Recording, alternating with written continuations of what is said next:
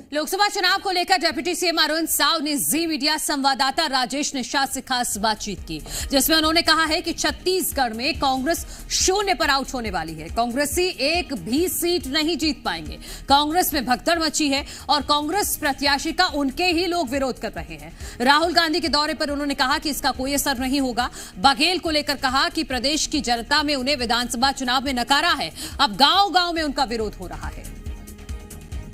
लोकसभा चुनाव को लेकर के कांग्रेस बीजेपी दोनों ही राजनीतिक दलों के अपने अपने दावे हैं। प्रदेश में 11 सीटें हैं और दोनों ही दल कह रहे हैं कि हम जीतेंगे। दावे हो रहे हैं, लेकिन बातचीत को लेकर के इस वक्त हमारे साथ डिप्टी सीएम अरुण साव जी मौजूद हैं। सर, छत्तीसगढ़ में 11 सीटें हैं, 11 सीटें जीतने के दावे हैं, कहां तक पहुंची है बीजेपी? देखिए, भारतीय जनता पार्टी पूरी ताकत से मिशन 11 में जुटी हुई है। 11 की 11 लोकसभा सीटें जीतकर भारतीय जनता पार्टी और नरेंद्र मोदी जी की झोली में डालने के लिए हमारे सभी कार्यकर्ता, प्रदेश के सभी नेता पूरी ताकत से जुटे हुए हैं। हमारे प्रदेश के मुख्यमंत्री विष्णुदेव साय जी सहित हम सब लोग लगातार बैठकें कर रहे हैं, सभाएं कर रहे हैं।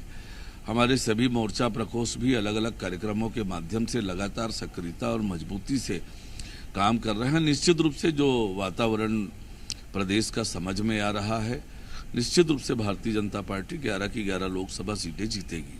केंद्रीय नेताओं का दौरा हो रहा है सर, राजनाथ सिंह जी भी आने वाले हैं, अमित शाह जी का भी दौरा है। इस ओर दूसरी ओर देखा जाए तो कांग्रेस के राहुल गांधी भी पहुंच रहे हैं बस्तर, कैसे देखते हैं? देखिए, आज हमारे केंद्रीय नेताओं का लगातार आना हो रहा है और हमारे मिशन 11 को मजबूती और ताकत मिल रही है। हम सब कार्यकर्ताओं का उत्साह बढ़ रहा है और पूरी ऊर्जा और उत्साह के साथ हम सब लोग मिशन 11 में लगे हुए हैं। और जहां तक कांग्रेस पार्टी की बात है तो कांग्रेस पार्टी में आज भगदड़ मची हुई है।